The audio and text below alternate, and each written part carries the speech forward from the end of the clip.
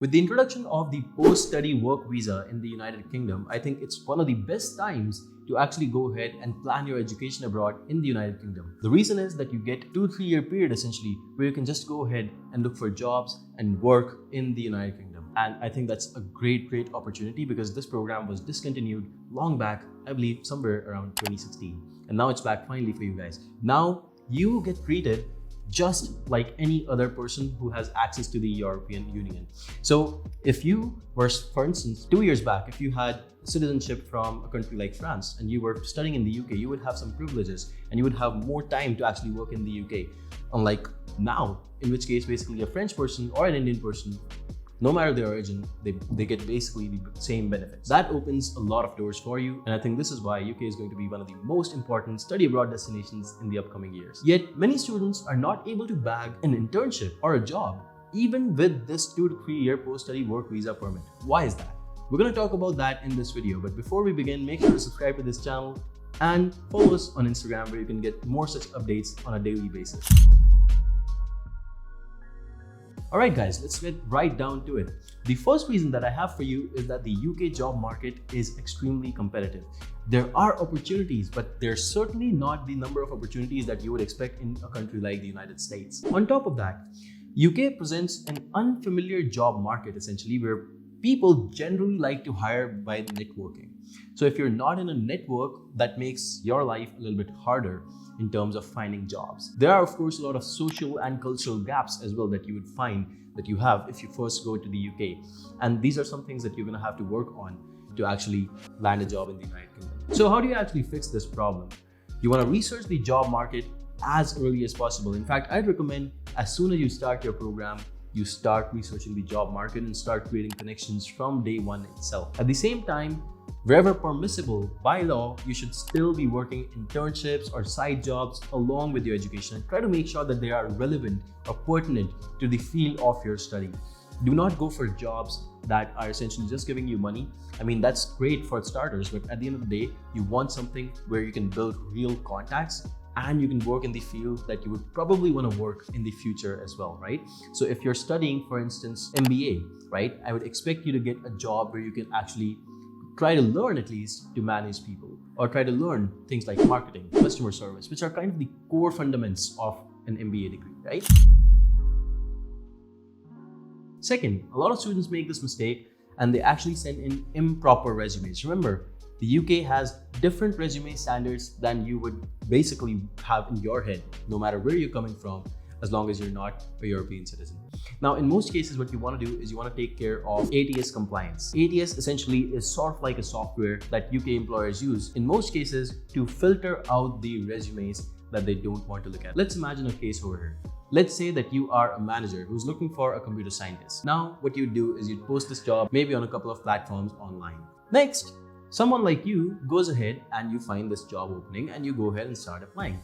What you would do is you would want to basically make sure that this resume that you're sending over here, first off, it's very pertinent to the position. So you make a special resume for this exact position. Secondly, what you want to do is you want to make sure that it is ATS compliant, because what happens is that if this employer gets about 1,000 applications from 1,000 candidates, they're going to use the ATS system, which essentially is going to remove maybe 600 or 700 of the resumes that the employer is not even going to spend 1 second looking at.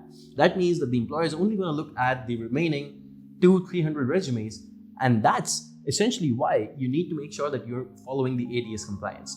This software can just make sure that your resume goes directly into the garbage if you're not basically complying with the format.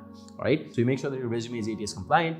You also make sure that your resume is concise. We do not want to send a 2, 3, 4 page resume when you have less than 10 years of experience. Less than 10 years of experience, I always recommend keep it under 1 single page and keep it concise, of course. That also means removing any unnecessary information or going into the details of information that you don't really need to go into as a part of your resume for the matter. I also want to let you know that YMGrad can actually help you build your resume or your CV the way UK employers want to see it. If you're interested in something like that, make sure to check out our resume drafting service, where we would help you not only with basically structuring your resume better, but also building it from the scratch And we have qualified writers who have done it for many people. Not only the resume, by the way, we even help people get jobs in countries like the UK, right? Under our job application hub service. This is actually a subset of the services over there. But we're going to be able to make sure that your resume does not get filtered out, essentially, if you just randomly apply to a position as well, okay?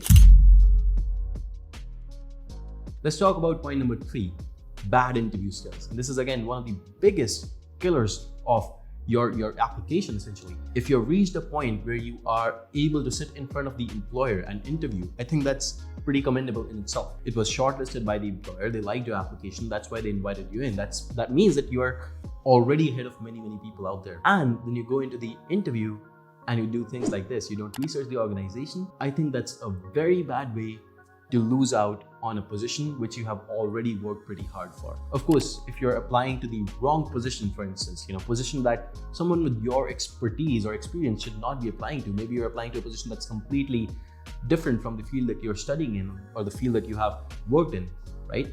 That will also be a problem as well, right? So make sure you avoid these mistakes. And finally, always lead the conversation. Remember, the employer would generally give you a chance to lead the conversation, but if you don't take it, they would just randomly ask you questions that you probably don't even know the answers to. But if, however, you talk about your previous positions and you make it more like a discussion, right? You talk about what you've done, what your expertise is, how you overcame some problems, basically go deeper into your resume. I think that you're leading the conversation over there, and that's a very good sign. That actually tells the employer that you have actually worked in the position like you mentioned it, and you do know your stuff better than most people in the interview, all right? Especially if it's exactly what the employer has been doing, you should really go down deep into the resume and lead the conversation from there. And if you're not confident, we can actually help you with that. My number's in the description. You can actually reach out to me. If you'd be interested, we can actually arrange a mock interview with you with one of our experts who will actually train you on how to sell yourself. That's really important in an interview, You really need to sell yourself. You need to show them that you are what they are looking for, right? And that's something that our team can actually help you realize the employer. Point number 4 is that you went in for a degree which is not an in-demand degree in the United Kingdom. That means that the jobs that are requiring that degree are very few. It's a very stunted supply-demand ratio, and people are just not looking for people like you in the UK. That's a mistake in choosing of the program, which you could have fixed easily by basically enrolling into the right program. But again, if you're in a position like that, you can take a look at the job application help, where we can actually try to find you a position that works for a person like you. Because it can be very difficult if you're trying to find a position which, again, is not in demand. The current high demand sectors are software development and AI, data science, business analytics, healthcare, and finally cybersecurity. This is not an exhaustive list, but these are a good place to begin. Finally, point number 5, and I think this is one of the most important ones, is that a lot of students actually make this mistake. They go to a random consultant and then they basically go ahead and enroll in the university. They don't even know that this university is not offering the post-study work visa. Yes, some universities are not eligible to offer you the post-study work visa. That means that 2 to 3 year time frame that you should have gotten, you don't have that. That means as soon as you complete the degree, you have to go back to your own country.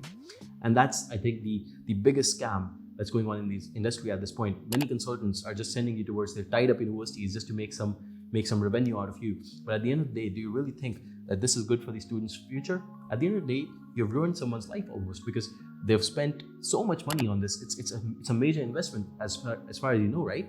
And finally, at the end of the day, you're not even able to get time to secure a job. So that's something that I would really like you to be wary of. Be prepared and do your research. And if you're not able to find someone who is genuinely interested in doing that for you, we can actually do that for you. We actually have the profile evaluation and university shortlisting service, where we'll compare your profile to the previous cases that we have worked with. And with those thousands of cases, we'll tell you where it is worth spending your time and money, ambitious, moderate, and safe list of universities that you should be applying to. And we can even help you apply to those in the complete application help. And again, you can connect with me on my number if you're interested in all of that. But at the end of the day, this is not the purpose of this video, so we're getting a little bit out of scope. So guys, these were the 5 biggest reasons why international graduates have not been able to secure a job in the United Kingdom, even though there is the amazing postgraduate work visa, which is kind of a new scheme at this point because it was discontinued, but I think it's one of the best times to go to the United Kingdom again. If you need help with your process, feel free to reach out to me. My WhatsApp number is again in the description, and I look forward to hearing from you. Thank you so much for your time and all the best for your process.